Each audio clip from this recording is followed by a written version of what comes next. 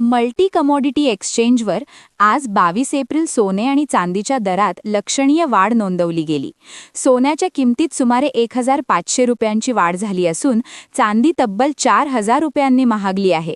या वाढीमुळे बाजारात खरेदीसाठी येणाऱ्या ग्राहकांवर अतिरिक्त आर्थिक ताण पडत असल्याचे चित्र आहे.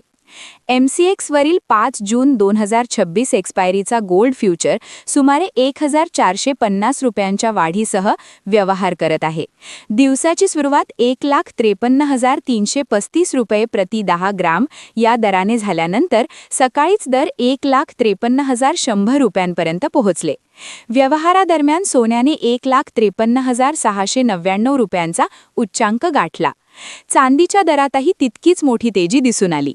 5 मे 2026 एक्सपायरीची चांदी जवळपास 3,850 रुपयांनी वाढून व्यवहार करत असून दिवसात 2,49,423 रुपयांचा उच्चांक नोंदवण्यात आला.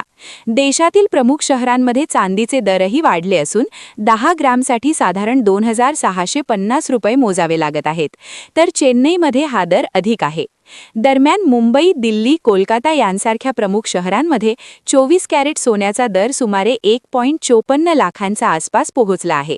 चेन्नईमध्ये दर आणखी जास्त असून 1.55 लाखांच्या पुढे गेला आहे.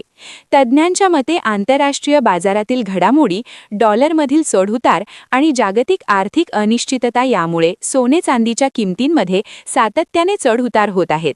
त्यामुळे गुंतवणूकदारांनी आणि ग्राहकांनी दरातील बदलांवर बारकाईने लक्ष ठेवणे आवश्यक आहे.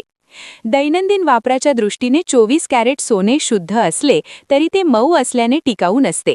त्यामुळे रोजच्या वापरासाठी 14 कॅरेट अधिक मजबूत पर्याय मानला जातो, तर 18 कॅरेट दागिने आकर्षक दिसण्यासाठी आणि खास प्रसंगांसाठी योग्य ठरतात.